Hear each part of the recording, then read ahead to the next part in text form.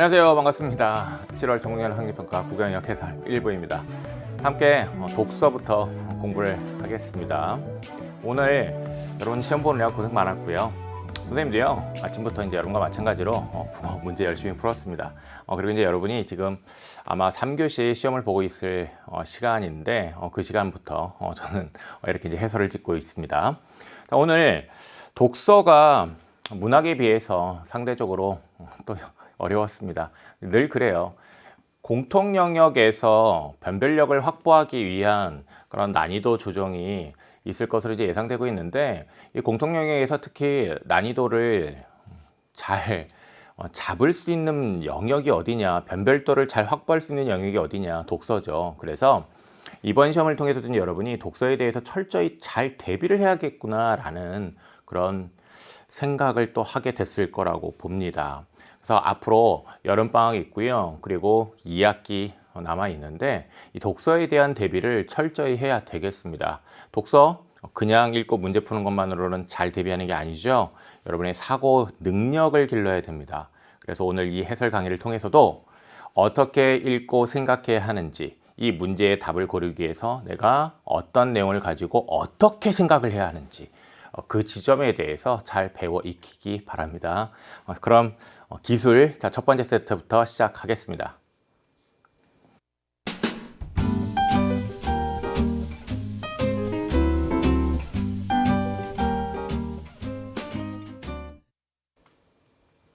(9번부터) 13번이죠. 이 기술 세트는요, 기술에서 자주 출제 요소가 되는 정보들, 그 정보들이 역시 또 마찬가지로 전형적으로 출제 요소가 됐습니다.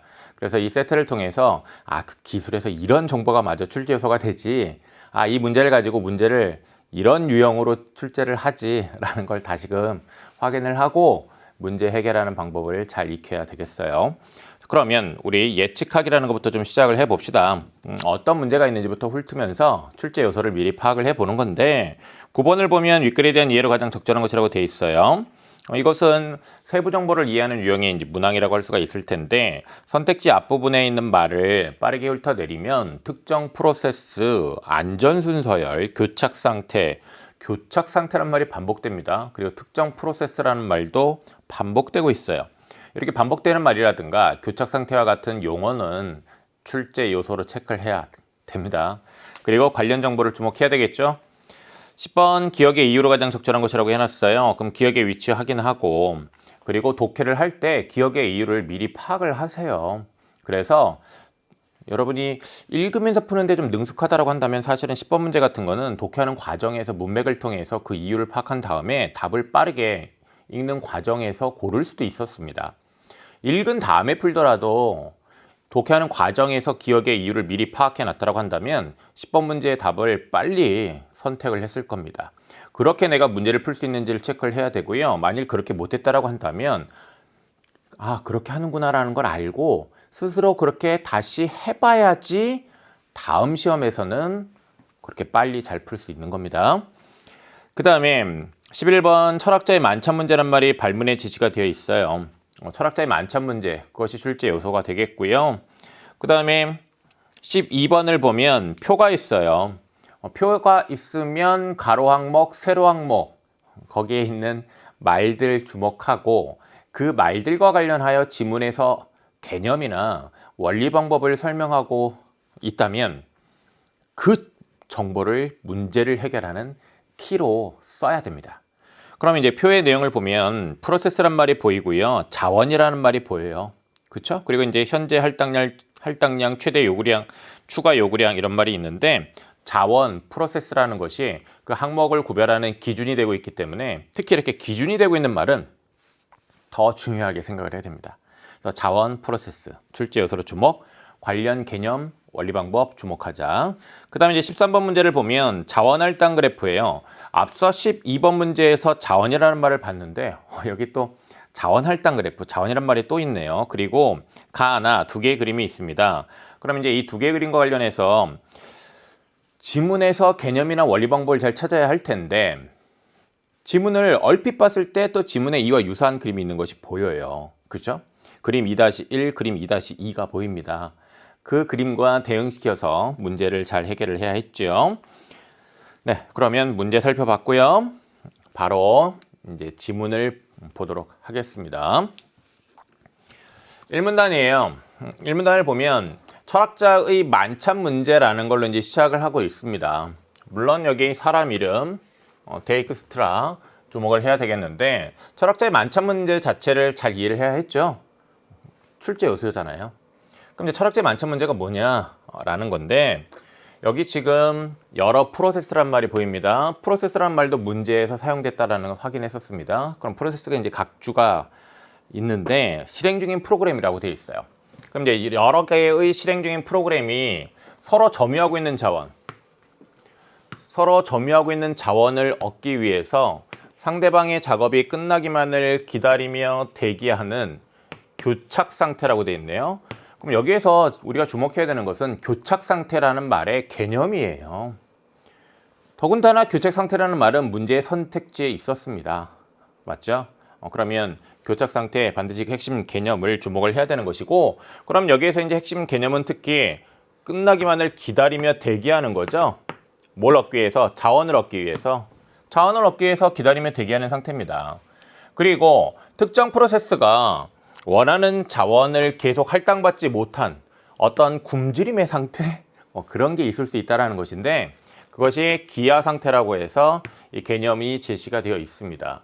그럼 여기서 이제 또 하나 반드시 짚고 넘어갔어야 되는 건 뭐냐면 대표적인 예시로 활용된다라고 되어 있는데 뭐가 대표적인 예시인데요? 뭐가? 철학자의 만찬 문제. 이 철학자의 만찬 문제가 바로 교착 상태와 기아 상태에 대한 대표적인 예시라는 것을 주목을 했어야 됩니다. 그러면 이 철학자의 만찬 문제 그냥 옆에다가 철학자의 만찬 문제 그냥 이렇게 줄여서 쓸게요. 이것은 뭘 보여주는 것이다? 교착 상태랑 기아 상태를 보여주는 거다 라는 거죠. 그러니까 교착 상태와 기아 상태를 보여줄 수 있다는 거예요. 어떤 그 예가 된다라는 얘기입니다. 이 정보를 1문단에서 핵심 정보를 이제 주목한 상태에서 문제를 해결할 때 이 정보를 가지고 답지를 빠르게 판단했어야 되죠. 봅시다. 그림 1처럼 5명의 철학자 P1, P2, P3, P4, P4, 다시요. P1, P2, P3, P4, P5 이렇게 5명이 있습니다. 그리고 이제 그 왼쪽에 이제 자리 왼쪽에 포크가 5개가 있어요. F1부터 F5까지 5개가 있습니다. 자, 이런 상태에서 이제 가운데 스파게티가 있는데 이걸 덜어주기 위해서는 양옆에 포크를 동시에 써야 된다고 하고 있습니다. 양옆에 포크를 동시에 이용해야 한다고 있어요. 그러면 포크 하나만 가지고 덜어오면 안 되는 거죠. 포크 2개를 동시에 써서 덜어올 수 있는 겁니다. 그리고 다른 철학자가 사용 중인 포크는 사용할 수 없는 게 여기서 이제 일종의 규칙으로 제시가 되어 있습니다. 그리고 또 하나 이제 보면 철학자 Pn이 뭐 P1이든 P든 P든 P3이든 왼쪽에 포크 Fn을 먼저 든 다음에 오른쪽 포크 Fn 플러스 1을 들어서 스파게티를 가져오기로 약속을 한 겁니다. 그럼 포크 2개 써야 되고요. 그 다음에 포크 2개를 사용을 할 때 먼저 왼쪽에 있는 왼쪽 손으로 포크를 먼저 든 다음에 그 다음에 오른쪽 손으로 포크를 이제 들기로 이제 약속이 되어 있는 거예요. 모든 철학자가 이제 동시에 왼쪽 포크를 들게 되면 어떻게 될까요? 왼쪽 포크를 들게 되면 오른쪽에 남는 포크가 없죠. 이거는 이 그림에서 이제 금방 확인이 됩니다. 지금 여기에 이 철학자들이 왼쪽 포크를 다 들게 되면 남는 포크가 없어요. 그렇죠? 요 P5가 F5 들고 P4가 F4 들고 P3이 F3 들고 P2가 F2 들고 P1이 F1 들을 거 아니에요. 남는 포크 없습니다. 이해하시죠? 어려운 문제 아니었습니다.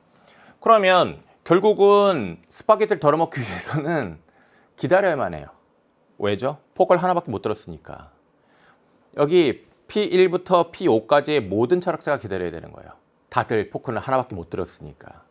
그러면 누군가가 포크 하나를 이제 내려놓으면, 들고 있는 포크를 하나를 만약에 내려놓는다고 한다면 그 옆에 있는 사람이 그 포크를 가지고 덜어먹을 수는 있겠지만 지금 모든 철학자가 포크 하나씩 들고 있는 상태에서는 그냥 기다려야 됩니다. 이 기다리는 상태가 무슨 상태입니까? 교착 상태죠. 그래서 여기 교착 상태가 발생한다는 것 이해했어야 돼요. 그죠? 또한 교착 상태가 해결되더라도 하면서 얘기를 하고 있는데 특정 철학자에게만 포크를 들 기회가 주어지지 않을 수 있습니다. 그렇다면 그 철학자는 계속해서 스파게티를 못 덜어 먹습니다. 못 덜어 먹으면 먹지 못하는 기아 상태가 또 있을 수도 있다라는 거죠. 그래서 여기 이 철학자의 만찬 문제는 교착 상태와 그 다음에 이제 기아 상태를 보여주는 예가 될 수 있다라는 거고요. 컴퓨터에서 공유 자원을 이용해 프로세스를 처리하는 과정에서도 이런 교착 상태, 기아 상태 발생할 수 있다. 자, 이런 얘기를 하고 있습니다. 자, 1문단 봤고요. 그 다음에 이제 2문단 봅시다. 여기 테이크스트라는 이 철학자의 만찬 문제에 대해서 자, 어떤 얘기를 했냐면 밑줄 치는 기억입니다. 그럼 이제 이 기억에 대한 이해함과 아울러 당연히 기억의 이유를 여러분이 추론을 했어야 돼요. 문맥에서 짚어냈어야 되는 것인데 모든 철학자 Pn이 동시에 포크 Fn을 집을 때 P5만 F1을 집도록 하면 적어도 한 명은 식사를 할 수 있어 교착 상태를 해결할 수 있음을 밝힌 바 있다라고 되어 있는데 이걸 1문단에 제시되어 있는 철학자의 만찬 문제와 관련해서 이제 여러분이 자, 왜 그런지 이해를 해야 했죠. 그럼 봅시다. 모든 철학자 Pn이 동시에 포크 Fn을 집을 때라고 하고 있는데 이때의 규칙은 왼쪽에 있는 포크를 드는 겁니다. 그런데 P5만 F1을 집도록 한대요. 그러면 한 명이 식사할 수 있게 됩니다. 그럼 한 명이 식사를 할 수 있다? 그럼 모두 기다리는 상태가 아니에요. 그럼 교착 상태를 해결할 수 있다는 것인데 왜 그런지 그 이유를 여기서 이해를 하고 갔어야 돼요. 보면요. 자, 이 P5로 하여금 이 P5만 F1을 들도록 하는 겁니다. 그럼 어떻게 되느냐? 규칙은 자 P4는 F4, P3은 F3, P2는 F2 그쵸? 이렇게 들도록 하는 겁니다. P1은 포크를 못 들죠. 그런데 이 P5가 F5를 들지는 못해요. 왜냐하면 규칙상 왼쪽에 있는 걸 든 다음에 오른쪽에 있는 걸 들어야 되거든요. 그렇다면 P4는 F5를 들을 수 있습니다. 그럼 양손에 포크가 다 있어요. 그러면 덜어 먹을 수가 있어요. 그럼 이렇게 덜어 먹을 수가 있다? 이거는 교착 상태가 이제 해결된 것일 수 있는 것이죠. 이렇게 교착 상태가 해결됐다라는 거를 바로 이제 이 기억에서 제시를 하고 있는 것입니다. 그러면 이제 우리 교착 상태 해결할 수 있음을 이해를 했습니다. 이렇게 맥락을 짚어 밑줄 찐 기억의 이유를 이해를 했습니다. 그쵸? 교착 상태가 해결되는 거예요. 다 지금 P1부터 P5까지 다 기다리는 상태가 아닙니다. P5는 식사를 할 수 있습니다. 그 상태는 교착 상태를 해결한 상태다라는 거죠. 실제 교착 상태와 관련해서요. 그러니까 실제로 이제 이 교착 상태와 관련해서 예방, 회피, 발견 및 복구죠. 발견 및 복구 이런 방법으로 해결을 할 수 있다고 합니다. 그래서 먼저 이제 예방에 대한 얘기를 해요. 자, 이 세 가지 중에 자, 이거를 빨간색으로 그냥 표시를 할까요? 예방, 회피, 발견 및 복구. 이와 관련해서 이제 먼저 예방에 대한 설명을 하는데 이 예방에 대한 설명을 하기 위해서 이 글에서는 교착 상태의 4가지 필요 조건을 지시하고 있어요. 이 4가지 필요 조건 중에 하나를 부정하면 된다는 거예요. 하나를 부정하면 예방할 수 있다는 거죠. 그러면 지금 이 정보는 교착 상태를 예방할 수 있는 방법을 설명을 하고 온 거예요. 우리 기술에서 이렇게 방법 제시하고 있다? 이건 여러분 중요한 겁니다. 출제 요소가 되는 거예요. 그래서 교착 상태를 예방하기 위한 방법으로 4가지 필요 조건 중에 하나를 이제 부정하면 된다라는 것 여기 읽을 때 주목했는지 체크를 해야 되겠고, 그럼 이제 4가지 조건을 이해를 해야 될 텐데 이 4가지 조건이 여기 나와 있습니다. 상호 배제 조건, 자원에 대한 배타적인 통제권을 요구하는 상호 배제 조건, 그러니까 P1부터 P5까지 동시에 왼손으로 포크를 하나씩 다 들고 있으면, 그죠? 하나씩 다 들고 있으면 자기가 갖고 있는, 자기가 들은 그 포크에 대해서 다른 사람은 사용을 못 합니다. 그쵸? 내가 왼손에 들은 이 포크는 지금 내가 점유한 거예요. 다른 사람들은 사용을 못 해요. 그러니까 배타적인 통제권을 지닌 상태가 되죠. 프로세스가 할당된 자원을 가진 상태에서 다른 자원을 기다리는. 네. 그리고 이제 하나씩 든 상태에서 누군가가 포크를 하나 내려놔야만 교착 상태가 해결돼요. 그 상태를 기다려야만 하죠. 기다려야 됩니다. 점유 대기 조건. 프로세스가 어떤 자원의 사용을 끝낼 때까지 그 자원을 사용할 수 없는, 그렇죠. 누군가가 포크 사용을 끝내야, 포크 사용을 안 해야, 안 하고 내려놔야 그 포크를 옆에 있는 사람이 쓸 수 있어요. 그죠? 그 자원을 그래야 사용할 수 있습니다. 비선점 조건. 그리고 프로세스가 순환적으로 다음 프로세스가 요구하는 자원을 가지고 있는 이라고 얘기를 하고 있는데요. 네, P4가 F4를 들고 있으면요, 그 F4는 P3이 다음에 오른손에 사용할 수 있는 겁니다. 그 말은 결국은 프로세스가 순환적으로 다음 프로세스가 요구하는 자원을 가지고 있는 상태거든요. 이러한 이 순환대기 조건을 모두 충족했을 때 이제 발생을 한다는 거예요. 그러면 이 4개의 조건을 모두 충족하면 교착 상태가 발생한다. 그러면 철학자의 만차 문제는 바로 이러한 4가지의 조건을 다 충족하는 거죠. 그래서 교착 상태가 발생하는 거죠. 그렇게 이해를 해야 했고요. 여러 프로세스가 공유 자원을 동시에 사용할 수 있도록 상호 배제 조건을 부정하거나 이렇게 나와 있는데, 이거는 4가지 조건 중에 하나의 조건을 이제 부정을 하는 것이죠. 이렇게 하나의 조건을 부정을 하면 교착 상태를 예방할 수 있다고 했습니다. 그래서 지금 예방할 수 있는 방법에 대해서 우리가 이해를 하고 있는 겁니다. 방법에 관한 정보는 늘 기술에서 출제 요소가 된다. 그 점 생각해야 하고요. 그리고 상호 배제 조건을 부정한다. 이거에 대해서 이제 우리가 내용적으로 이해를 해 보면, 상호 배제 조건이라는 것은 자원에 대한 배타적인 통제권을 요구한다. 자, 예를 들면 이런 겁니다. P1부터 P5까지 포크를 각각 다 하나씩 들고 있어요. 그럼으로써 어느 누구도 포크를 2개를 들고 있지 못한 상태입니다. 그죠? 그게 바로 이 배타적인 통제권이 유지되고 있는 그런 상태인데, 상호 배제 조건을 부정한다라는 것은 그럼 어떻게 하면 되는 겁니까?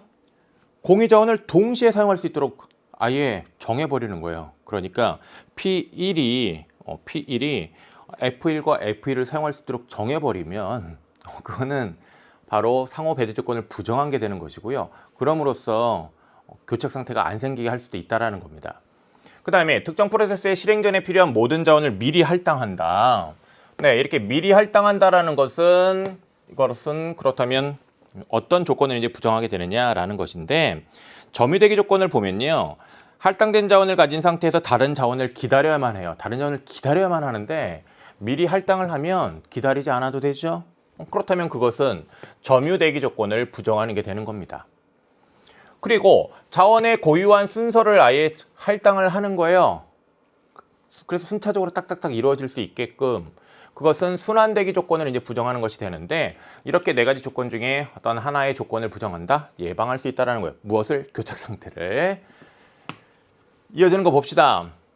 그런데 근본적으로 동시에 공유가 불가능한 게 있을 수 있다는 거예요. 근본적으로 동시에 공유가 불가능한 것. 그럼 이거는 상호배제 조건을 부정을 할 수가 없는 거죠. 상호배제 조건을 부정을 할 수가 없으면 이게 이제 어떤 경우가 있을 수 있느냐, 교착 상태를 예방을 하기 어려운 경우도 있을 수 있는 거죠. 그리고 교착 상태를 예방하는 과정에서 장치 이용률과 속도가 저하되고 기하 상태가 이제 발생하기도 한다라는 얘기를 하고 있습니다. 그다음에 이제 다음 문단을 보면, 교착 상태를 이제 뭐 하는 방법이 설명되어 있냐면 회피하는 방법이 설명되어 있습니다. 이 앞에서는 예방하는 방법 설명하고 있고, 이제 회피하는 방법을 설명을 하는데, 이 회피하는 방법과 관련해서 은행원 알고리즘을 제시하고 있어요. 그럼 이제 은행원 알고리즘이 뭐냐, 그걸 이해했으면 되는데, ABC 고객이 있습니다. 각각 $60, $40, $50를 빌리려고 해요. ABC 고객에게 각각 $30를 빌려준 상태입니다. 그러면 A는 $30를 더 빌려야 $60, 그 다음에 B는 $10를 빌려야 더 빌려야 $40, 그 다음에 C는 $20를 더 빌려야 $50가 되는 거죠. 봅시다. ABC 고객들은 각각 $30, $10, $20에 이제 돈이 추가적으로 더 필요해요. 그런데요, 은행이 그 필요한 만큼 다 빌려줄 수 있는 게 아니라, 지금 은행이 어떤 상태냐면, 이 은행은 고객들에게 돈을 빌려주고 남은 $10만 빌려줄 수 있는 상황입니다. 그러면 이 상황을 이제 어떻게 해결해야 되느냐라는 건데, 이 $10를 누구한테 일단 빌려주면 되느냐? 누굴까요? 지금 이 앞에 있는 내용을 보면 각각 최대 60달러, 40달러, 50달러를 이제 빌리려고 한단 말이에요. 지금 은행은 30달러를 이제 각각 다 빌려줬고요. 그 다음에 이제 10달러를 더 빌려줄 수 있어요. 이 상태에서 누구에게 빌려주면 ABC 중에 누가 빌리는 돈을 다 빌릴 수가 있죠? B겠죠. 그래서 B 고객에게 10달러를 빌려주는 겁니다. 그런 다음에 B 고객이 그 빌린 돈을 다 갚으면 그 50달러를 가지고 A 고객이나 C 40달러를 가지고 B 고객이 갚으면 40달러죠. 40달러를 가지고 A 고객이나 C 고객에게 또 이제 돈을 빌려줄 수도 있는 겁니다. 그러면 A 고객이나 C 고객이 최대로 이제 빌리고자 했던 그런 또 돈을 다 빌릴 수가 있게 되는 거죠. 그러면 여기 지금 이 B 고객에게 남은 돈을 이제 먼저 빌려준다고 했는데 그렇게 되면 B 고객이 돈을 이제 다 빌려서 원하는 대로 이제 사용한 다음에 갚고 그러면 그 B가 갚은 돈을 가지고 A한테 먼저 빌려줄 수도 있고 그리고 나중에 C한테 빌려줄 수도 있는 것이고 B가 갚은 돈을 가지고 C한테 먼저 빌려줄 수도 있고 그 다음에 A한테 이제 또 빌려줄 수 있는 겁니다. 이렇게 두 가지 경로에 그런 문제를 해결할 수 있는 안전순서열이라는 게 이제 존재하게 된다라는 것인데 이런 안전순서열이 존재하는 상태를 뭐라고 하느냐? 안전상태라는 것이죠. 그래서 이 안전상태 개념을 여기서 잘 주목을 해야 했고요. 그리고 이제 이 안전상태라는 것을 교착상태를 회피하는 방법으로도 우리가 잘 이해를 해야 했습니다. 자, 그러면 이 문단까지 봤고요. 다음 봅시다. 또한 교착상태를 발견하여 복구하기도 하는데 라고 되어 있는데 이제 세 번째입니다. 예방, 회피, 복구 및 그러니까 발견 및 복구 이렇게 돼 있었죠. 그래서 이제 세 번째로 발견 및 복구에 대한 내용이 이제 나와 있는데 발견 및 복구니까 먼저 발견을 해야 되겠죠. 그래서 먼저 발견을 하는 방법으로 자원 할당 그래프를 이용하는 것이 설명되어 있어요. 그럼 이제 이 자원 할당 그래프의 내용을 이제 보면 이렇게 시각적으로 표시를 하는 거라는 겁니다. 이렇게 시각적으로 표시를 해가지고 뭘 발견하는 거냐? 순환대기 조건을 발견한다는 거예요. 이런 순환대기 조건을 발견함으로써 교착 상태를 판단하는 것인데 자원 RN으로부터 프로세스 PN으로 향하는 화살표 이런 화살표를 뭐라고 하느냐? 자, 이런 개념 용어 기본적으로 주목해야 됩니다. 점유선. 그래서 이건 점유선이죠. 여기 나와 있기도 합니다. 점유선이고 그 다음에 프로세스 PN에서 자원 RN으로 향하는 화살표 이건 뭐냐? 요구선이에요. 그래서 PN으로부터 RN으로 향하는 거죠. 요구선이에요. 그래서 여기 RN으로부터 PN으로 향하는 것 점유선, PN으로부터 RN으로 향하는 것 요구선. 이렇게 점유선과 이제 요구선으로 이제 이루어지는데 그림 2-1처럼 서로 공유하는 자원 R1, R2를 두고 점유선과 요구선이 순환하는 형태. 점유선과 요구선이 순환하고 있습니다. 점유선, 요구선, 점유선, 요구선 이렇게 순환하고 있습니다. 그렇죠? 이런 순환하는 형태일 때는 교착 상태다라는 거예요. 교착 상태다. 그래서 이 교착 상태를 이 그림과 관련해서 이 개념을 여기서 이제 이해를 하는 게 중요했고요. 다음 또 보면 그림 2-2처럼 순환 구조가 존재하더라도 내게 이렇게 순환 구조가 존재합니다. 점유선, 요구선, 점유선, 요구선 해서 순환 구조가 존재를 하는데 근데 이 2-2는 왼쪽에 2-1과 이제 다른 점이 어떤 것이 있다는 겁니까? 이 부분이 있는 거예요, 이 부분. 이 부분에 대해서 이제 어떻게 설명하고 있는지 봅시다. 그걸 보는 게 중요했는데 여기 지금 자, P3처럼 순환 구조에서 독립적으로 단위 자원을 점유하고 있어 반납한 단위 자원을 P1에게 할당할 수 있을 경우 이 경우에는 교착 상태로 보지 않는다라는 얘기를 하고 있습니다. 그럼 자, 요 내용 위에 그림에서 이제 다시 확인할까요? 자, 이 경우에 보면 여기 이 P3은 지금 R1 이 자원을 갖고 있어요. 근데 사용한 다음에 반납을 하게 되면 이 P1이 이 R1을 또 사용을 할 수가 있게 됩니다. 그렇죠? 그렇다면 이런 경우는 어떻게 된다? 교착 상태를 보지 않는다라는 거예요. 네. 자, 함께 이제 봤고요. 그다음에 이제 다음 문단을 보면 교착 상태가 발견되면 어떻게 됩니까? 이제 발견 및 복구니까 복구를 해줘야 되는데, 그래서 발견했고 다음 단계 이제 복구인데, 이 복구시키는 방법으로 여기서 설명하고 있는 건 뭐냐면 주로 교착 상태에 속한 프로세스들을 중지시키는 방법을 사용한다라는 거예요. 그럼 이렇게 중지시킨다라는 것을 방법에 관한 정보를 주목을 해야 하는 것이고요. 그리고 이제 이렇게 복구를 하는 것 관련해서 하나 이제 유의할 점은 뭐냐면, 교착 상태를 해결하기 위해 투입되어 있는 자원이나 시간으로 인해 발생한 시스템의 성능 저하, 이 교착 상태를 해결하기 위해 이 시스템의 성능 저하가 이제 있을 수 있는데, 이게 교착 상태로 인해 발생하는 성능 저하보다 크면 굳이 큰 시스템의 성능 저하를 우리가 처리할 이유가 있을까요? 아니죠. 없겠죠. 그런 경우에는 그냥 교착 상태를 해결하기보다는 있는 그런 교착 상태를 무시하기도 한다. 네, 이런 설명을 하고 있습니다. 그리고 이제 또 다른 방법, 또 여러 가지가 있다라는 것인데, 또 다양한 방법으로 교착 상태가 해결되었음에도 불구하고 시스템 내 특정 프로세스에 기아 상태가 발생할 경우, 기아 상태가 이제 있을 수 있겠죠. 그리고 그런 경우에는 이제 어떻게 하느냐, 새로운 프로세스의 시작을 보류한다라는 거예요. 그러면 여기서 이제 방법, 새로운 프로세스의 시작을 보류한다, 이런 걸 이제 방법 관련해 이제 핵심어구로 주목을 해야 했던 것입니다. 이렇게 컴퓨터 운영 체계는 교착 상태, 기아 상태 해결을 한다라는 것이고요. 그럼으로써 공유 자원들을 보다 안정적이고 이제 효율적으로 운영할 수 있게 된다, 이런 얘기를 하고 있어요. 문제를 해결해 봅시다. 윗글에 대한 이해로 가장 적절한 것은 이라고 얘기를 하고 있는데, 특정 프로세스에 필요한 모든 자원을 미리 할당할 경우 교착 상태가 발생한다라는 얘기를 하고 있습니다. 교착 상태는요, 교착 상태는 4가지 조건을 충족을 해야 발생을 하는데, 그 4가지 조건 중에 하나의 조건을 부정하면 교착 상태가 예방될 수 있습니다. 그죠? 그와 관련하여 우리가 어떤 내용을 이제 봤냐면, 자, 이 문단에서 이런 얘기를 봤습니다.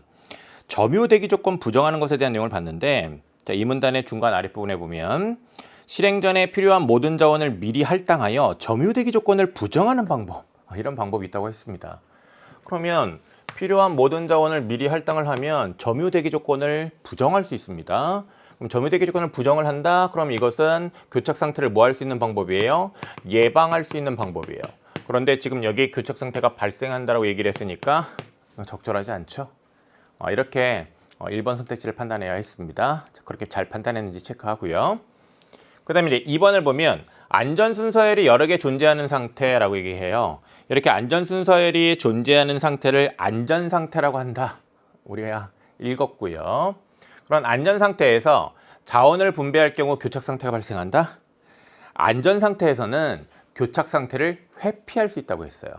그게 3문단의 끝에 있는 내용입니다. 그러면 교착 상태가 발생한다고 얘기하는 건 적절하지 않겠죠? 지금 이 문제 적절한 거 찾는 겁니다. 3번 선택지 보죠. 교착 상태를 무시할 경우 교착 상태로 인해 발생하는 컴퓨터의 성능 저하를 막을 수 있다고 되어 있는데, 교착 상태를 무시하는 경우와 관련해서 우리가 5문단에서 어떻게 이해를 했냐면, 시스템의 성능 저하가 교착 상태로 인해 발생하는 성능 저하보다 큰 경우에 교착 상태를 이제 무시한다고 했는데, 방금 전에 이제 읽은 그 시스템의 성능 저하라는 게 이제 어떤 성능 저하냐면, 교착 상태를 해결하기 위해 투입되는 자원이나 시간으로 인해 발생하는 시스템의 성능 저하예요.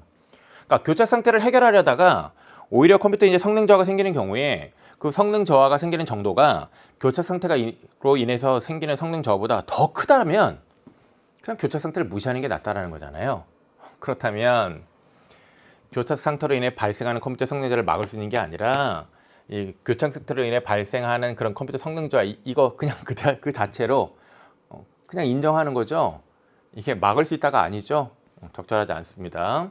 4번을 보면 교착 상태에 속한 프로세스를 중지시킬 경우, 이 교착 상태에 속한 프로세스를 중지시킨다?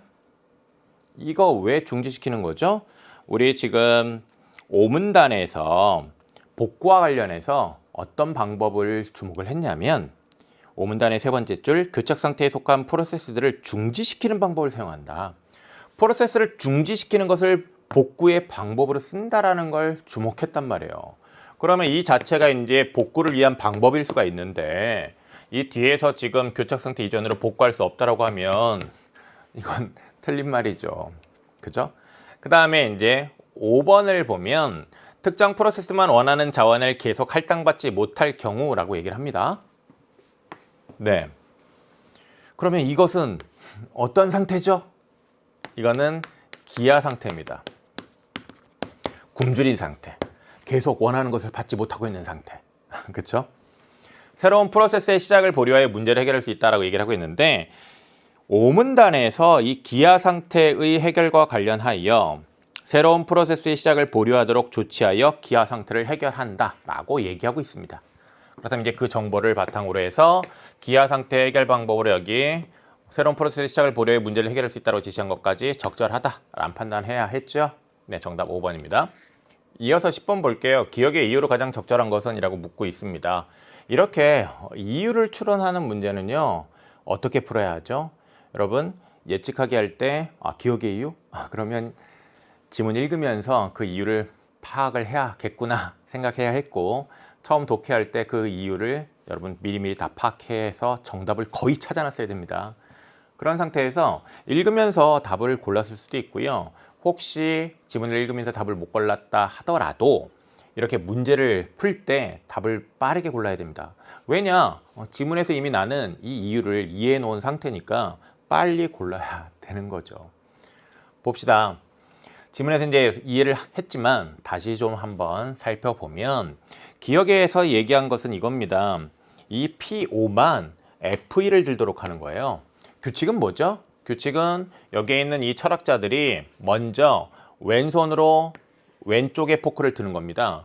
그러면 P3은 F3 들고요. P2는 F2를 듭니다. 물론 P1은 들 수 있는 포크가 없습니다. 지금 P5만 F1을 들도록 했으니까 그 다음에 왼쪽에 이제 포크를 든 다음에 그 다음에 어떻게 하느냐면 오른손으로 이제 포크를 들 수가 있습니다. 그러면 P5는 오른손으로 포크를 들어야 되는 규칙이 있기 때문에 약속이 있기 때문에 F5를 들면 안 돼요. 그럼 이 F5를 들 수 있는 사람은 P4입니다. 그죠? 그러면 이 P4가 F5를 들어요.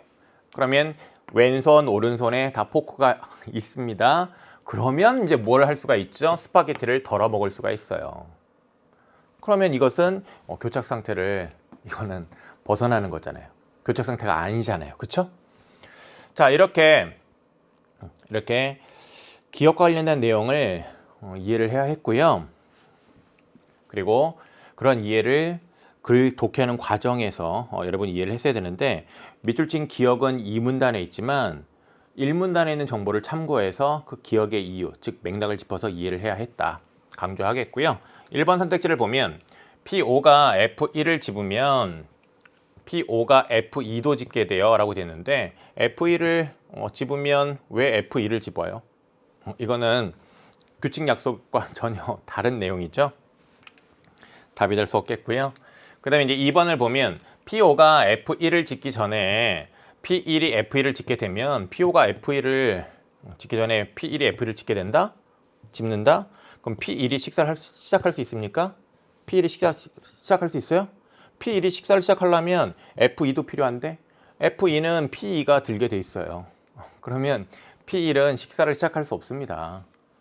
다음 3번을 보면 P5와 P1이 F1을 짓기에 경쟁하는 동안 P5랑 P1이 경쟁한다고 얘기를 하고 있는데 기억의 내용은 이렇게 이 두 사람이 경쟁하는 그런 내용이 아닙니다. 다음 4번을 보면 P5가 F5를 집지 않으면 P5가 F5를 집지 않으면 약속에 따라서 P4는 왼손에 이제 포크 들은 다음에 오른손에 포크 들을 수 있습니다. 그럼 이 F5를 들을 수 있죠? 그러면 P4는 F4와 F5를 다 짓게 됩니다. 그럼으로써 스파게티를 덜어 먹을 수 있어요. 그 말은 식사 시작할 수 있다는 얘기죠. 네, 이것이 바로 기억과 관련 있는 내용입니다. 그래서 정답 4번이 되겠고요. 다음 5번을 보면 P5가 F1과 F5를 모두 집지 못해 P5가 F1과 F5를 모두 집지 못해 P1과 P4가 동시에 식사를 시작할 수 있기 때문에 라고 되어 있는데 P5가 F1을 집도록 한다 하잖아요. 그렇게 정한다잖아요. 그렇다면 기억의 내용과 부합하지 않습니다. 5번 선택지 내용 자체가 그쵸? 답이 될 수 없겠습니다. 그러면 이제 11번 함께 보도록 하지요. 철학자의 만찬 문제를 교착 상태의 발생 조건과 관련하여 이해한 내용으로 적절하지 않은 것은 이라고 얘기를 하고 있습니다. 우리 철학자의 만찬 문제는요, 지문에서 어떻게 이해를 했냐면 대표적인 예다. 뭐의 대표적인 예냐? 이 철학자 만찬 문제가 바로 교착 상태를 나타낼 수 있는 대표적인 예가 된다. 이 예는 기아 상태를 보여줄 수도 있다. 이런 설명 이해했습니다. 자, 그런 상태에서 선택지를 봅시다. 특정 철학자에게 포크 2개를 미리 지정해 주는 방법은 점유대기 조건을 부정하는 방법이겠군 이라고 얘기를 하고 있는데, 여기 포크 2개라는 거는 이 점유대기 조건에 대한 그런 설명과 관련해서 어떤 말과 대응하냐면, 점유대기 조건을 부정하는 것으로 이렇게 얘기하고 있습니다. 실행 전에 필요한 모든 자원을 미리 할당하여 점유대기 조건을 부정한다. 이 문단에서 찾았습니까? 네. 지금 식사를 하기 위해서는요, 자원이 2개가 필요해요. 어떤 자원? 포크. 그러면 포크 2개를 미리 지정해 준다는 것은 식사를 하기 위해 필요한 모든 자원을 미리 할당하는 것이죠. 그럼 모든 자원을 미리 할당하는 것을 이제 대응하니까 이것은 점유대기 조건을 부정하는 방법이 될까요? 안 될까요? 되겠죠. 이렇게 지문에 설명하고 있는 내용과 선택지의 내용 요소를 딱딱 짝을 맞춰서 대응시켜서 선택지의 적절성 여부를 잘 판단해야 합니다. 이런 사고를 빠르고 논리적으로 잘할수록 독서를 잘하는 거죠. 2번 보겠습니다. 만찬 중 두 철학자가 하나의 포크를 동시에 공유할 수 없으므로 라고 되어 있는데, 네, 동시에 공유할 수 없습니다. 한 사람이 하나의 포크만 들을 수 있어요. 그것이 바로 뭡니까? 상호 배제 조건을 충족하고 있는 것이죠. 배타적 통제권을 발휘하고 있는 상태라고 지문 설명할 때 얘기했습니다. 상호 배제 조건을 충족하고 있다고 볼 수 있죠. 적절합니다. 그럼 이제 3번을 보면 철학자들이 다른 철학자가 사용 중인 포크를 사용할 수 없습니다. 네, 계속 기다려야 돼요. 자, 이 비선점 조건과 관련해서 이제 우리 주목했던 내용은 이겁니다. 프로세스가 어떤 자원의 사용을 끝낼 때까지 그 자원을 사용할 수 없다. 사용할 수 없어요. 사용이 끝날 때까지 기다려야 돼요. 비선점 조건. 그렇다면 3번 선택지도 적절하겠습니다. 4번을 보면 교착 상태를 발생시키는 조건을 부정하여 교착 상태를 예방하더라도 라고 얘기를 하고 있는데, 네, 교착 상태를 발생시키는 4개의 조건 중에 하나를 부정하면 교착 상태를 예방할 수 있다고 했어요. 특정 철학자가 식사를 못하는 기아 상태가 발생할 수 있겠군이라고 됐는데, 지금 이 문단의 끝부분을 보면 교착 상태를 예방하는 과정에서 장치의 이용률, 속도 저하 이런 걸로 인해서 기아 상태가 발생할 수도 있다고 했습니다. 그렇다면 이제 그 정보를 근거로 이 4번 선택지 기아 상태가 발생할 수 있겠군이라고 말하는 것 적절하다고 판단해야 했죠. 그 다음에 이제 5번을 보면 철학자들이 집는 포크의 고유한 순서를 할당하여 순환대기 조건을 이제 부정한다고 하고 있는데, 이렇게 고유한 순서를 할당하면 순환대기 조건을 부정할 수 있습니다. 그러면 4가지 조건 중에 하나의 조건을 부정한 것이기 때문에 이걸 통해서 바로 교착 상태를, 이런 교착 상태를 예방할 수가 있죠. 하나의 조건을 부정하면 예방할 수 있다고 했으니까. 근데 여기 뒤에 이어지는 내용을 보면 상호 배제 조건을 부정할 수 없다면 교착 상태가 발생하겠군이라고 얘기합니다. 이 말은 상호 배제 조건까지 반드시 부정해야만 교착 상태가 예방이 될 수 있다는 얘기죠. 근데 지문에 설명한 거는 4가지 조건 중에 하나의 조건, 이런 순환대기 조건을 부정하면 교착 상태를 예방할 수 있다고 했어요. 그렇기 때문에 상호 배제 조건을 부정할 수 없어도 교착 상태에 예방할 수 있죠. 그렇다면 여기에 이 5번의 뒷부분의 내용은 적절하지 않아요. 그렇죠? 이 부분이 잘못 제시되어 있는 것이죠. 자, 그렇게 또 여러분이 이해하고 판단을 했을 거라고 생각을 합니다. 그 다음에 이제 12번을 보겠습니다. 이 세트에서 여러분이 제일 어려워했을 문제가 바로 이 12번이죠. 12번은 추론적 사고 능력을 필요로 합니다. 이렇게 추론적 사고 능력을 필요로 하는 유형의 문제를 여러분이 자꾸 반복적으로 연습을 해서요, 그런 추론 능력 자체를 키워야만 수능에서도 이런 추론적 사고 유형의 문제를 어렵지 않게 잘 해결할 수 있게 되는 것이고, 그래야 정말 좋은 결과를 거두는 겁니다. 그래서 앞으로 공부하는 데 있어서 자신에게 부족한 그런 사고 능력을 기르는 공부를 잘해야 됩니다. 특히 추론적 사고 능력. 특히 추론적 사고 능력. 알겠죠? 네, 그리고 이제 그걸 위해서 이제 여러분 여름방학 때 또 공부할 수 있게끔 약정공략 특강도 있으니까 그런 것도 이제 적극적으로 잘 활용하기 바랍니다. 그럼 이제 여기 문제를 해결해 보도록 하겠는데 A를 참고할 때 보기의 시스템에 대한 설명으로 적절하지 않은 것이라고 되어 있습니다. 그럼 A에서 일단 우리는 은행원 알고리즘을 주목을 해야 했어요. 은행원 알고리즘. 자, 이와 관련된 원리 방법을 이해를 했는데 거기에서 이제 특히 핵심적인 또 개념은 뭐였냐면 안전 순서열이 존재한다. 이런 안전 순서열이 존재한다라고 한다면 그 상태는 안전 상태다. 이런 개념에 대한 이해를 했습니다. 그래서 은행 알고리즘에 관한 원리 방법, 그 다음에 이제 이것들에 관한 개념까지 이해를 했는데 결국 개념과 원리 방법이 출제 요소가 되는 거예요. 따져보면 시스템에는 한 가지 종류의 자원만 존재하며 자원의 총량, 이 총량을 잘 봐야 했죠. 총량은 18인 경우를 가정함이라고 얘기를 했습니다. 자, 그러면 여기 C값은 금방 구할 수 있죠. 현재 할당량이 2예요. 그리고 이제 최대 요구량이 8이니까 이 차이가 바로 추가 요구량이죠. 그러면 C 값은 6이죠. 그죠? 그리고 이제 사용 가능량이 6이라는 것도 어렵지 않게 우리가 이해할 수 있는데 왜냐하면 현재 할당한 양 이거 다 더하면 6 해서 12입니다. 현재 할당량이 12예요. 근데 총량이 18이니까 총량 18에서 현재 할당한 양 12를 빼면 사용 가능량은 6이죠. 그죠? 이렇게 이제 내용을 이해한 상태에서 1번 선택지를 봅시다. A가 12일 경우에 어떻게 되느냐? A가 12. 그럼 추가 요구량은 어떻게 되죠? 12에서 4를 빼면 8이 되겠죠. 보기의 시스템에는 안전 순서열이 한 가지만 존재한다 라는 얘기를 합니다. 그러면 이제 여기에서의 중요한 것은 안전 순서열이라는 그런 개념 그리고 이 은행원 알고리즘과 관련된 이런 원리 방법을 갖다 적용해서 진짜 한 가지만 존재하는지를 확인을 해야 하는 겁니다. 봅시다. 지금 현재 사용 가능한 양이 6이기 때문에 6을 할당해 가지고 충족시켜 줄 수 있는 것부터 찾아야 돼요. 그러면 6을 할당해서 충족시켜 줄 수 있는 건 뭐죠? 지금 추가 요구량이 18, 9, 6이니까 이 6을 가지고 충족시켜 줄 수 있는 거는 P4죠. P4입니다. 그러면 이 P4 먼저 충족이 되는 거고요. 자, 이 P4가 이 자원을 이제 다 쓰고 이제 안 쓰는 단계도 있을 거 아니에요. 이 P4가 쓴 다음에 이 P4가 썼던 이 자원을 누군가에게 이제 또 할당을 하면 그 자원을 사용을 할 수 있을 겁니다. 그죠? 그러면 자, 여기 최대 요구량이 이제 8이니까 이 8을 줬을 때 충족될 수 있는 프로세스를 찾으면 뭐가 될까요? 지금 여기 2에다 8을 더하면 10이에요. 그럼 최대 요구량을 충족하지 못하죠? 근데 여기 4에다 8을 더하면 12, 최대 요구량을 충족해요.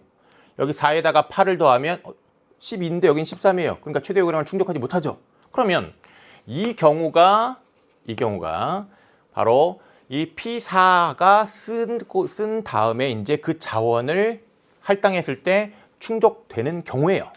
그러니까 P4 다음에 P2가 이제 그 다음 프로세스가 되는 것이죠. 네, 그러면 요 P2가 이제 쓴 다음에 어떻게 되느냐라는 것인데 12가 있습니다. 자원이. 그럼 이 12 같은 경우에는요. 자, P1에다 먼저 줘도 되고 그 다음에 P3에다가 이제 먼저 줘도 돼요. 그러니까 즉 12 중에 9개를 P3에다 먼저 줘도 되고 그러면 P3 다음에 P1이 되는 거고 그 다음에 이 P2가 쓰고 난 그 다음에 이제 이 12개의 자원 중에 10개를 P1에게 줘서 그걸 할당을 해서 사용할 수 있게끔 할 수도 있습니다. 그러면 P1이 먼저 쓰고 그 다음에 P3이 쓰는 거예요. 그러면 안전 순서열이 P4, P2, 그 다음에 P1, 그 다음에 P3인 경우도 있는 거죠. 즉 안전 순서열이 두 가지가 존재한다는 겁니다. 한 가지만 존재하는 게 아니라. 그렇다면 답 1번. 추론을 통해서 어떤 경우가 있는지를 다 파악을 해야 했기 때문에 이 문제를 틀린 학생들이 이제 많을 거고요.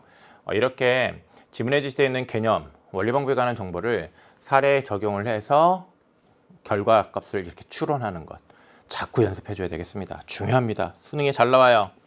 수능의 독서의 고난도 문제가 다 이런 식으로 나오는 거예요.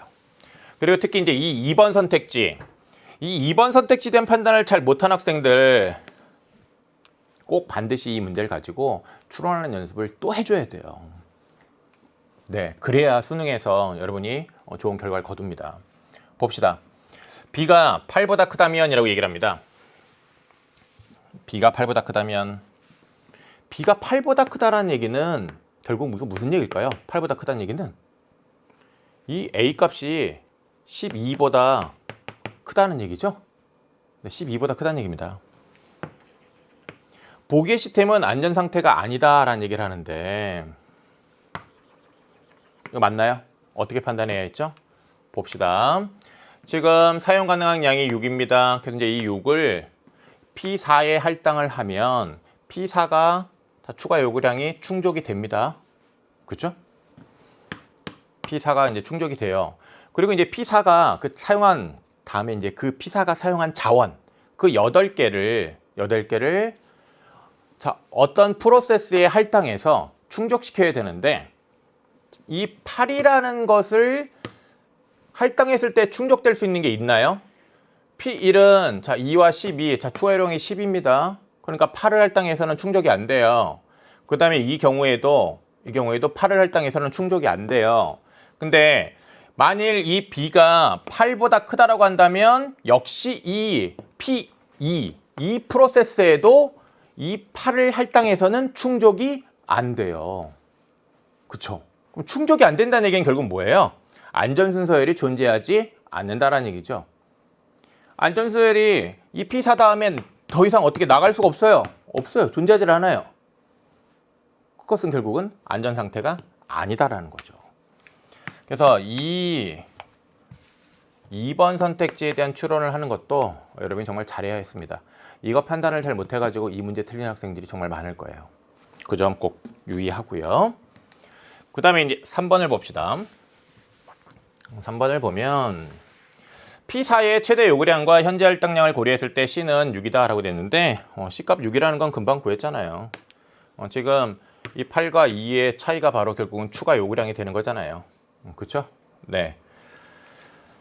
그 다음에 4번 선택지를 봅시다. 보기의 시스템에 P4로 시작하는 안전순서열만 존재한다면 B는 C보다 크다라고 되어 있는데 이런 4번 같은 선택지도 여러분이 연습을 해야 하는 좋은 선택지입니다. P4로 시작하는 안전순서열만 존재한다요. 이렇게 가정을 했어요.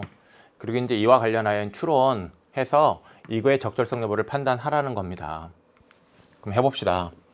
P4로 시작하는 안전순서열만 존재한다는 얘기는 결국 무슨 얘기냐? 이거는 자, 여기 사용 가능량이 6입니다. 6이기 때문에 이제 여러분이 먼저 생각했어야 되는 건 뭐냐면 이 6을 P1에다 할당해서는 충족이 안 돼요. 추가 요구량이 10인데 이건 6이니까. P3에도 마찬가지예요. P3에도 이 6을 할당해 봐야 충족이 안 돼요. 그렇기 때문에 P1과 P3으로 시작하는 안전순서열은 자, 여기 이어서 적을게요. P1과 P3으로 시작하는 안전순서열. 이거는 기본적으로 존재하지 않습니다. 그렇죠? 기본적으로 존재하지 않아요. 그러면 이 두 가지 경우가 있는 거예요. P2와 P4 두 가지가 있는 건데 지금 이 문제에서는 이 선택지에서는 P4로 시작하는 경우만 존재한다라고 아예 가정을 한 거예요. 그러면 P2로 시작하는 안전순서열이 존재하면 안 돼요. 그러면 P2로 시작하는 안전순서열이 존재하면 안 된다는 얘기는 결국 뭐냐면 이 6을 여기에다가 할당할 수 없다는 얘기예요. 여기다 할당했을 때 이게 충족이 안 되는 경우여야 돼요. 만약에 이 B값이 6이라고 한다면 이 사용 가능량을 자 여기다가 이 P2에다 할당할 수 있잖아요.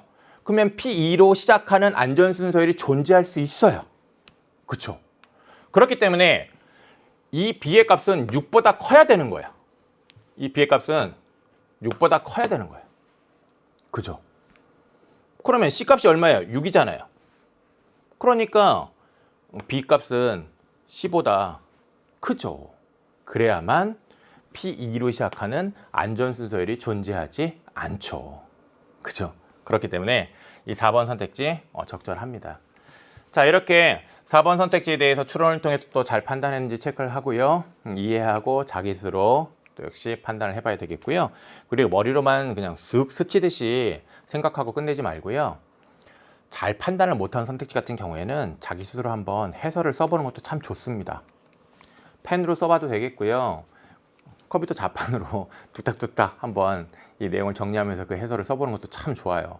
이렇게 해설을 써본다는 얘기는 그 논리적인 사고 과정 자체를 내가 머릿속으로 한번 쭉 정리를 해본다는 것인데, 그런 정리해보는 경험 자체가 바로 여러분의 사고력을 키우는 그런 경험이 됩니다. 다음 5번을 볼게요. 보기의 시스템이 안전상태라면, 안전상태라는 것은 안전순서율이 존재한다는 거 아닙니까? P1과 P3으로 시작하는 안전순서율은 존재하지 않는다. 존재하지 않는다는 거 이미 이해한 바입니다. 사용 강량이 6이기 때문에요. 6이기 때문에 이 6으로는 P1 추가 요구량 10을 충족 못해요. P3에 추가 요구량 9도 충족 못하고요. 그렇기 때문에 P1과 P3으로 시작하는 안전순서율은 존재하지 않습니다. 5번 적절하죠? 네. 13번 문제를 볼게요.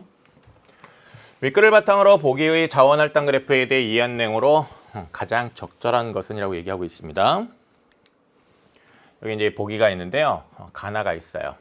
가에는 할당되지 않은 자원 R4가 있어 교착 상태가 발생하지 않는다라는 얘기를 하는데, 자, R4가 있습니다.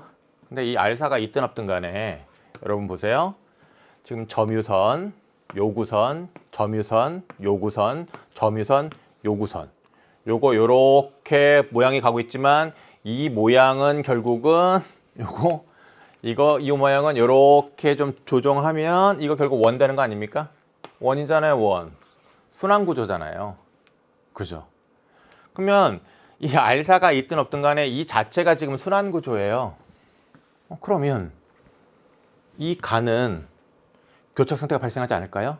순환 구조면 교착 상태가 발생한다. 그렇게 설명하고 있는 게 바로 지문의 내용이었습니다.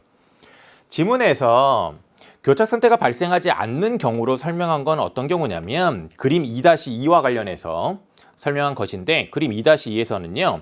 R2처럼 한 가지 종류의 자원에 동일한 단위 자원이 여러 개 있어 프로세스 요구대로 자원 할당이 가능하거나, P3처럼 순환구조에서 독립적으로 단위 자원을 점유하고 있어 반납한 단위 자원을 P1에게 할당할 수 있을 경우에 교착 상태를 보지 않는다, 이렇게 얘기를 하고 있습니다. 즉 그림 2-2와 유사한 거는 여기에요. 여기처럼 이 P2가 R1을 이렇게 사용한 경우, 이렇게 P4가 R2를 사용한 경우, 이런 경우가 바로 그림 2-2에 대응하는 거예요. 그죠? 그렇기 때문에 이 경우가 교착 상태가 발생하지 않는 거다. 자, 가는 아니다. 요 함정에 넘어가면 안 됐습니다. 2번을 보면 가의 R2에는 동일한 단위 자원이 2개 있어 P3의 요구대로 자원 할당이 가능하다라는 얘기를 하고 있어요. R2를 보면요. 자원이 2개 있습니다. 근데 이제 이 자원 2개가 P3이 요구하는 대로 이제 할당이 가능하냐, 그걸 판단을 해야 되겠는데, 현재 어떤 상태예요? 이 R2에 있는 2개의 자원이 다 점유되어 있는 상태예요. P1에 점유되어 있고 그 다음에 P2에 현재 점유가 되어 있는 상태죠. 이 선이 점유선이잖아요. 그러면 현재 둘 다 점유되고 있는 상태이기 때문에 P3은 이렇게 요구해놓고 계속 기다리고 있어야 됩니다. 지금 할당이 가능하지 않아요. 그런데 지금 P3의 요구대로 자원 할당이 가능하다라고 얘기를 했으니까 2번 선택지는 적절하지 않겠습니다. 그죠? 네, 3번 볼게요. 나에서 P1이 요구한 자원은 P3이 사용하던 자원을 반납해야만 사용할 수 있다라고 얘기를 하고 있습니다. 네, 여기 나의 경우에 보면 P1이 자원을 요구를 합니다. 자, 이 경우에 P3이 점유하고 있는 자원이 있는데 이걸 반납하면요, P1이 그 반납한 자원을 사용할 수 있죠. 그런데 또 어떤 경우도 있을 수 있냐면 P2가 점유하고 있는 자원이 있습니다. 이 자원을 P2가 이제 다 사용했어요. 반납해요. 그러면 이 자원을 P1이 또 사용할 수 있을까요? 없을까요? 사용할 수 있죠. 왜 없어요? 그렇다면 반납해야만 사용할 수 있다라고 설명하는 것은 적절하지 않죠. 그죠? 다음 4번 볼게요. 나는 P2와 P4가 순환구조에서 독립하여 R1과 R2의 단위 자원을 점유하고 있으므로 교착 상태로 볼 수 없다라고 얘기하고 있는데, 나의 경우에 지금 이 P4와 P2는요, 이 순환구조에서 독립해서 각각 R1의 자원 하나, R2의 자원 하나를 점유하고 있습니다. 자, 이와 관련해서 지문에서 이제 설명하고 있는 걸 우리가 확인을 해 보면요. 지문에서는 그림 2-2와 관련하여 P3이 독립적으로 단위 자원을 점유하고 있는 걸 설명하고 있습니다. 그렇게 P3이 독립적으로 단위 자원을 점유하고 있어 반납한 단위 자원을 P1에게 할당할 수 있을 경우 교착 상태로 보지 않는다고 합니다. 즉 P4가 점유하고 있는 이 자원을요, 이제 다 쓰고 반납을 해요. 반납을 하면 그러면 P3은 이 요청한 것, 그 자원을 할당받을 수 있게 돼요.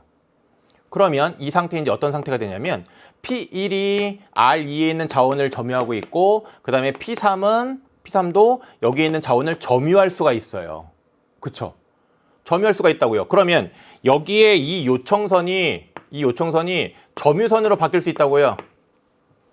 그러면 지금 점유선과 이 요구선, 점유선과 요구선이 반복되고 있는 순환인데, 이 P4가 쓰던 자원을 반납해서 이 자원을 P3이 점유하게 되면 점유선과 요구선의 순환이 아니라 점유선과 점유선이 돼요.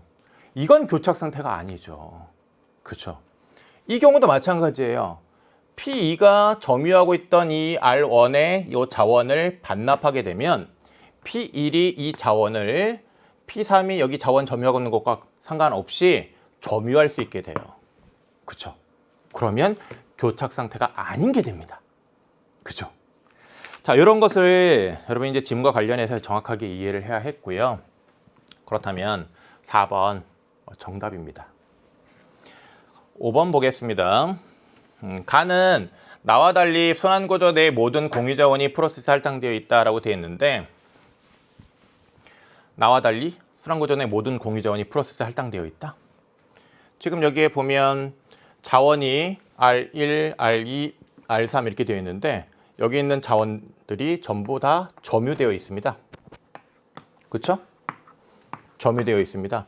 점유되어 있다는 건 모두 할당되어 있다는 얘기죠. 요 순환구조 내에 있는 자원, 순환구조 내의 자원, 이건 순환구조 내의 자원이 아니에요. 요걸 여러분이 요 순환구조 내의 모든 공유자원에 포함시켜서 생각하면 안 되는 거였죠. 순환구조는 현재 여기입니다. 점유선, 요구선, 점유선, 요구선, 점유선, 요구선 반복되고 있습니다. 순환하고 있어요. 그 다음에 나 같은 경우에도 지금 보면 이게 점유선, 요구선, 점유선, 요구선에서 이제 여기 이제 순환구조가 있는데, 근데 독립적으로 이제 자원을 갖고 있는 것들이 있어서 교착 상태가 발생하지 않을 수 있는 거죠. 근데 여기서도 보면 이 자원들이 지금 전부 점유돼 있어요. 그렇죠? 그러면 요 순환구조 내 모든 공유 자원이 이 각각의 프로세스에 다 점유되어 있다, 할당되어 있는 상태입니다. 그럼 가나 모두 순환구조 내 모든 공유 자원이 프로세스에 할당되어 있다, 이렇게 나와 달리라고 하면 안 되는 거다. 이 시점에 대한 판단했으면 되죠. 네. 그래서 13번의 5번 선택지는요, 적절하지 않습니다. 그렇죠? 네, 마지막 문제까지 함께 했습니다. 자, 여러분 고생 많았고요. 다음 시간에 함께 남은 2개의 세트 또 열심히 공부를 하겠습니다. 우리 이 해설 강의를 통해서요, 자신의 독서 실력 또 잘 키워보자고요. 다음 시간에 만날게요. 안녕.